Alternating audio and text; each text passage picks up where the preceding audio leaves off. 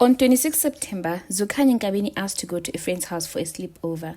Zukhanye had just turned 13 in June, and the friend's family know her mother very well, so her family felt she would be safe and then allowed her to go. She arrived at the home and there was no one home yet. She got in and waited for them.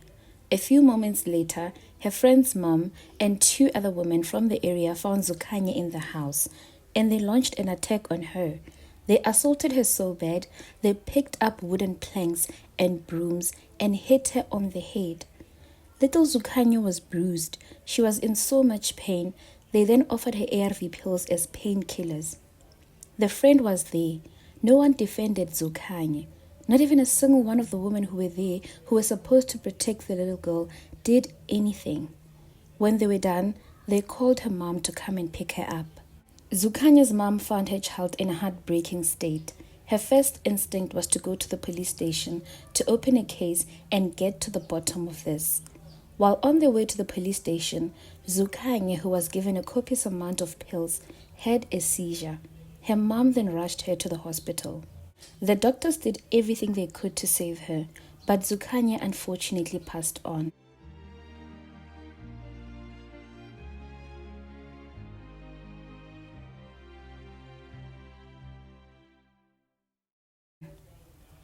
It has been over a week and not a single arrest has been made.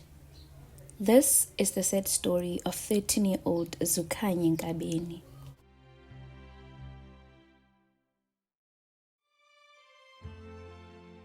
Welcome back to True Crime with me, Julia. This is where we share South African true crime stories. Today's case is one that has left the community of Khayelitsha in shock and heartbreak. It's the story of 13-year-old Zukhanye Nkabeni, a young girl whose life was brutally cut short after a sleepover turned into a nightmare. As we dive into this heartbreaking case, please do note that it's one of the new ones. This case did break last week on the 27th of September. And as such, most of the report is based on allegations and stories or articles that have been shared. It is actually also very well covered. Please do your own research. You do know that here we are in the comment section. We do talk, we do correct each other, and we do share, just to make sure that the story remains in the discourse and we give a voice to the victims who mostly are voiceless. Don't forget to like, please subscribe. We do a lot of these to bring attention to the stories of the victims. So let us get into today's story.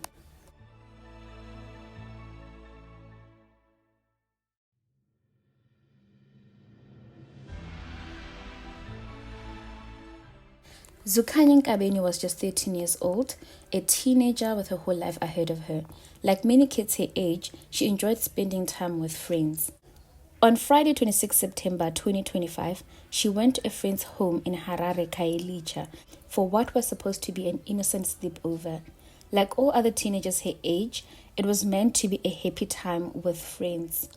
But what was meant to be a night of laughter and fun turned into a violent tragedy. According to her grandmother, Phusha Nkabeni, after Zukhanye left home for the sleepover, Zukhanye's mother, Unati, received a call telling her to come fetch her daughter from the friend's house. When Unati arrived, she found her daughter weak, barely able to walk, and sitting on a couch with no energy. What shocked her even more was the explanation given. Zukhanye's friend's mother admitted that they had assaulted her, claiming she was trying to break into their home. Witnesses say Zukhanye was allegedly attacked by her friend's mother and two older women. Instead of contacting her family, her mom, which they knew very well, the women allegedly beat her with the broomsticks and planks.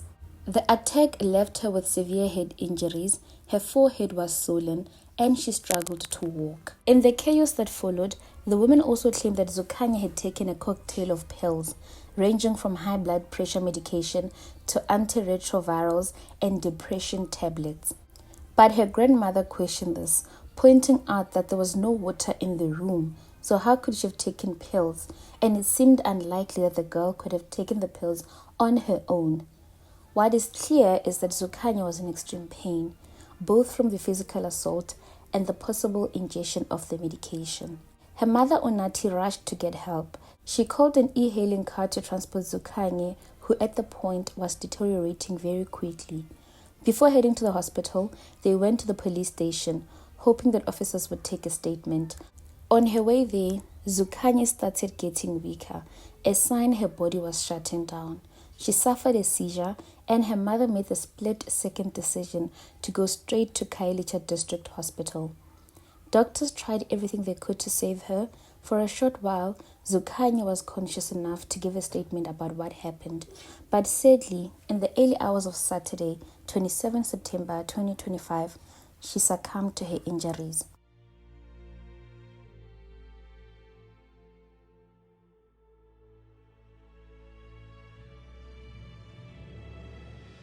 Her family is devastated. They question how 3 grown women could assault a child, and why the story about a so-called burglary didn't match what the daughter of the suspect had later revealed. News of Zukhanye's passing sent shockwaves through Khayelitsha and the whole country. Community organization Ilitha Labantu, which advocates for women and children's rights, condemned the attack in the strongest terms. Spokesperson Siyabulela Monakile said Zukhanye's death is a painful reminder that children are sometimes harmed by those they know and trust. He called it shocking and unacceptable that no arrests had been made, stressing that justice delayed is justice denied. Despite Zukhanye's own statement before her death, the police initially registered the case as an inquest, not an assault or a murder. A post-mortem is still pending to determine the official cause of death. They also say they are waiting for the results to effect an arrest, which for me is so sad to say the least.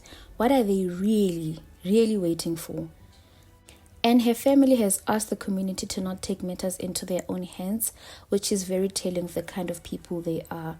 They are in so much pain, but her sisters, her aunts are all over social media. They're speaking up. God bless their souls and their fight for justice for little Zukhanye. So they are all over social media just calling for calm and peace.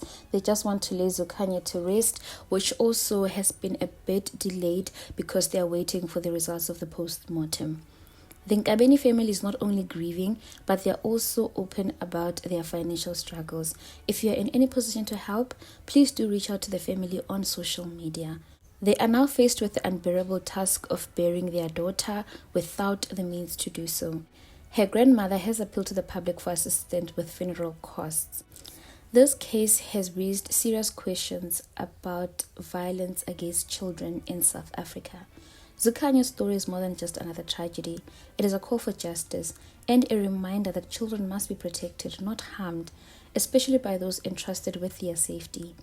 We will continue to cover this case closely and provide updates as they come. So let's talk. What do you think should happen in this case? Do you think that justice will finally be served for young Zukhanye? Share your thoughts in the comments. Thank you so much for watching today's video. Please remember to like, share, and subscribe to help spread awareness of cases like these and so many others that we do cover. Please stay safe. I will see you on the next one.